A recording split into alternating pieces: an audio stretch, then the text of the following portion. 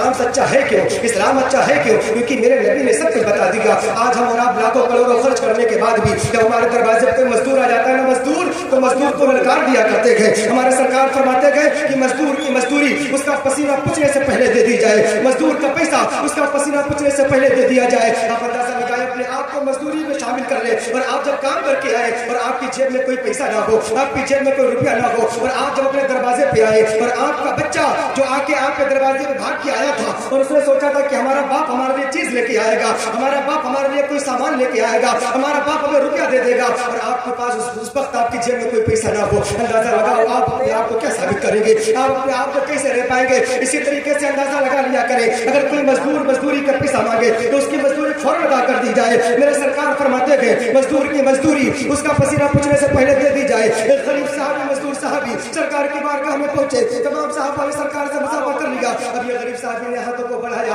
ہاتھوں کو بڑھانے کے بعد میرے سرکار نے جیسے ہی ہاتھوں کو بڑھایا انہوں نے اپنے ہاتھوں کو پیچھے کر لیا. میرے نبی نے شاہد فرماتے گئے اے میرے صحابی تم نے اپنے ہاتھوں کو پیچھے کیوں کر لیا؟ وہ مزدور صحابی کہتے ہیں یا رسول اللہ علیہ السلام میں مزدور ہوں یا رسول اللہ میں مزدور ہوں اور کام کرتا ہوں, مزدوری کرتا ہوں, اس کی وجہ سے ہمارے ہاتھ میں ڈھٹے پڑ گئے.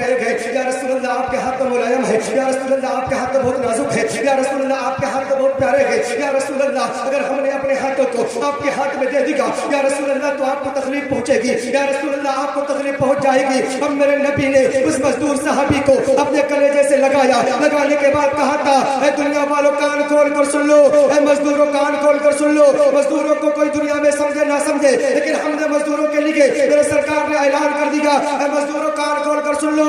حشر تک آنے والے قیامت تک کے مزدوروں کو میرے نبی نے یہ مستہ سنا دیا. سرکار فرماتے گئے مزدوروں کو کوئی سمجھے نہ سمجھے لیکن میں اعلان کرتا ہوں قیامت تک کے مزدوروں کے لیے جب وہ اپنے اپنے قبر سے اٹھیں گے تو انہیں اللہ کا محبوب بندہ بنا کے اٹھایا جائے. نہیں سمجھے آپ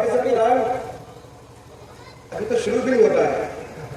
ٹھیک ہے کوئی بات نہیں, اپنی بات کو ختم کر دو. ایک بات بتا دیں یہ حافظ قرآن ہوتے کون ہیں؟ اب اندازہ لگائیں جب کوئی بچہ مدرسے میں پڑھنے کے لیے جاتا ہے نا اس سے قبل وہ اپنے گھر پہ رہتا ہے تو رات میں اگر وہ بستر سے کھل جائے نا تو اس کے ماں باپ اس کی دیکھ ریکھ کرتے ہیں, اس کے ماں باپ اس کی دیکھ ریکھ کرتے ہیں, بار بار چادر اڑاتے, بار بار لحاف اڑاتے ہیں. آپ نے کبھی اندازہ لگایا جب وہی بچہ جب مدرسے میں جاتا ہے تو اس کے ماں باپ اس کی دیکھ ریکھ کے لیے نہیں ہوتے گئے. وہی بچہ جب مدرسے میں پڑھنے کے لیے جاتا ہے تو اسے کوئی چادر اڑانے والا نہیں ہوتا ہے. جب وہ اپنے گھر پہ زمین کے فرش پہ لیٹتا ہے تو کبھی اسے بخار آ جاتا ہے, کبھی کوئی پریشانی ہو جاتی ہے, کبھی کوئی پریشانی ہو جاتی ہے. آپ نے کبھی اندازہ لگایا وہی بچہ جب مدرسے میں پڑھنے کے لیے جاتا ہے, وہی بچہ جب رسول اللہ کے گھر میں پڑھنے کے لیے جاتا ہے, فرش وہی ہوتا ہے, ٹھنڈی زمین بھی ہوتی ہے, وہاں کوئی چادر اڑانے والا نہیں ہوتا, وہاں کوئی کمبل اڑانے والا نہیں ہوتا, لیکن پھر بھی اسے کوئی تکلیف کیوں نہیں ہوتی؟ اب اس سے پتہ یہ لگا جب وہ رسول اللہ کے گھر میں پڑھنے کے لیے جاتا ہے, جب وہ اپنے گھر پہ تھا, اپنے گھر پہ موجود تھا تو اس کی دیکھ ریکھ اس کے گھر والے اس کے ماں باپ کیا کرتے تھے.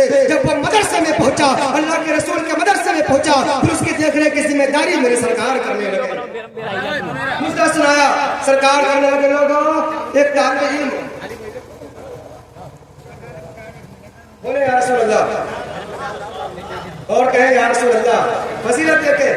اب اسے قرآن کی فضیلت دیکھیں, ان کا چہرہ دیکھیں. میں نے شعر کہا تھا ابھی چہرے پہ عاشقانی رضا کا نکھار ہے, اہل فضا میں دیکھیے رنگ بہار ہے. یہ سب میرے نبی کا ہے دوستو, ان کے گلے میں دیکھیے پھولوں کا ہار ہے,